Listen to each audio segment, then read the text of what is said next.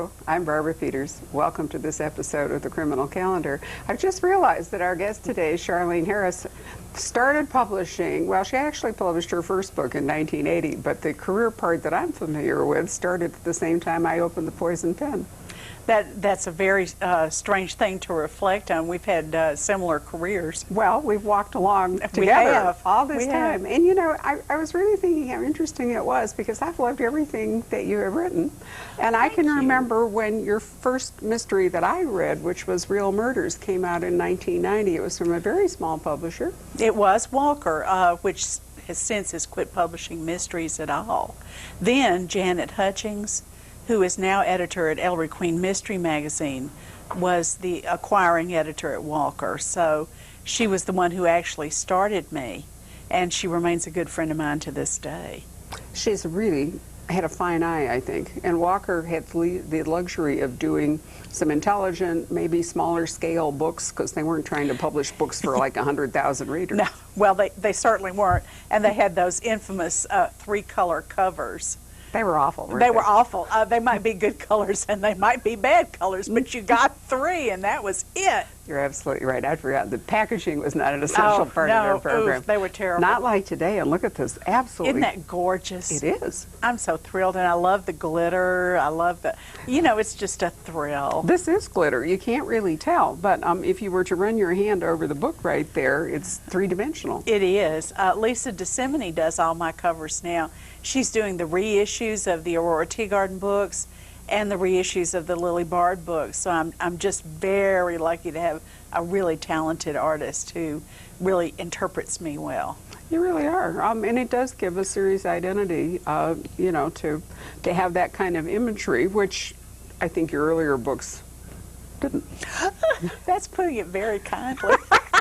Well, I'd forgotten that you had published a mystery called, is it Sweet? Sweet and Deadly, with Houghton Mifflin, and then I published A Secret Rage, which is probably a lot better known because it became kind of a cult book. Why is that? It's about rape, and a lot of feminists picked it up and used it as part of their presentation. Was that in the middle 80s? It was, let's see, it came out 2 years after Sweet and Deadly. So it would have been 82, because yeah. I looked it up today. Yeah. And Houghton, if I remember, they're such a literary house. I didn't even know they published mystery. You know, I was just incredibly fortunate. It was a weird stroke of luck. The one year I lived in St. Louis, I married my husband, and he had a job in St. Louis.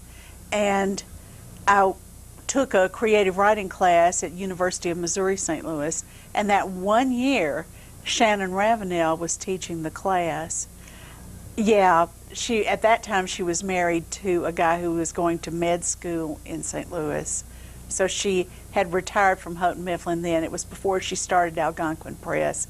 She was filling in the time, and she really liked what I wrote for the class and asked an editor at Houghton Mifflin to read it, and they took it.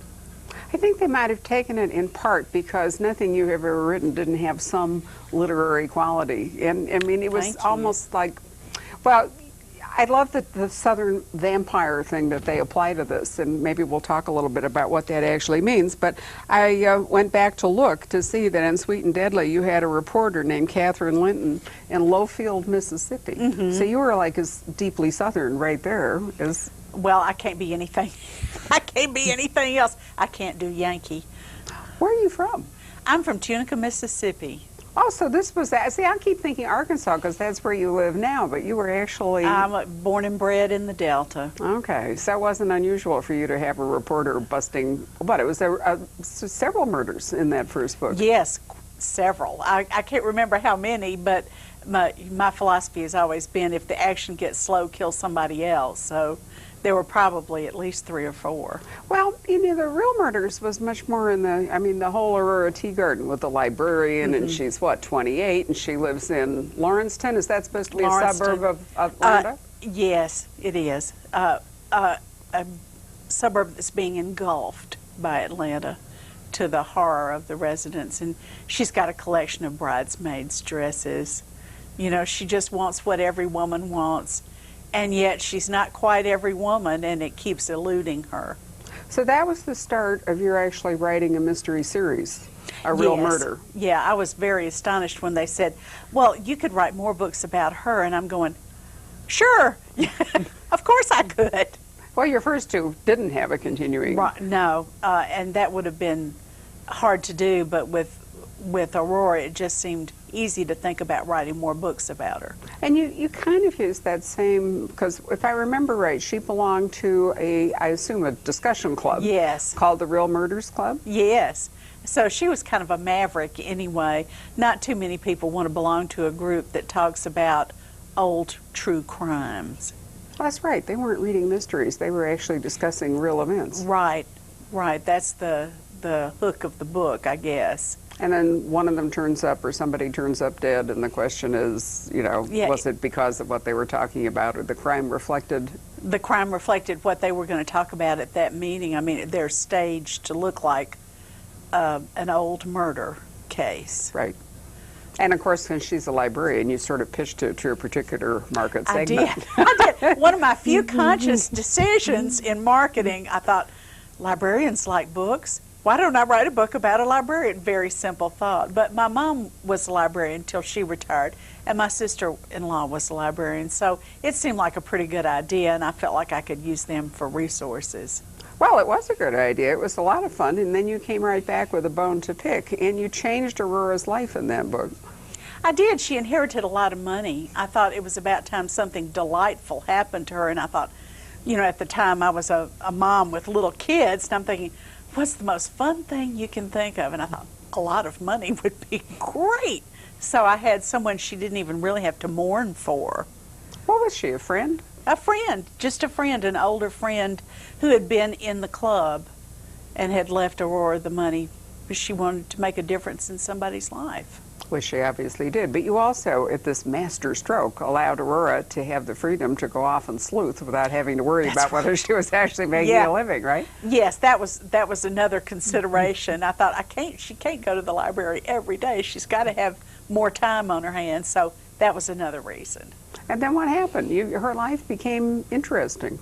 Her life became complicated because the guy she had always wanted to date started actually asking her out.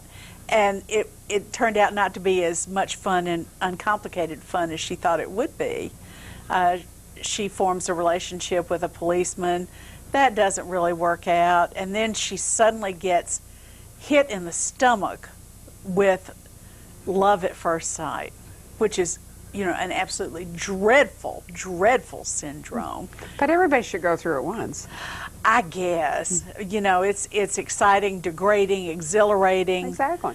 And she has a terrible case of it. She falls very hard for a guy she's supposed to be showing a house to. And it stuns her.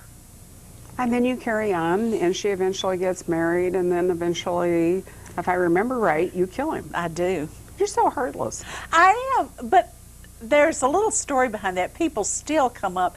I got letters about that. It was the first time I'd ever done anything that people, well, of course, I wasn't really sure anybody was reading the books, but I got letters. I got, that was really kind of pre-email, but I got letters, and people wrote my publisher, and people would come up to me when I was doing signings, and they would cry. Oh, dear. I know. One woman wrote me and she said, I'm 70 years old and you made me cry all night. Ooh, a big guilt trip. Ooh, it was awful.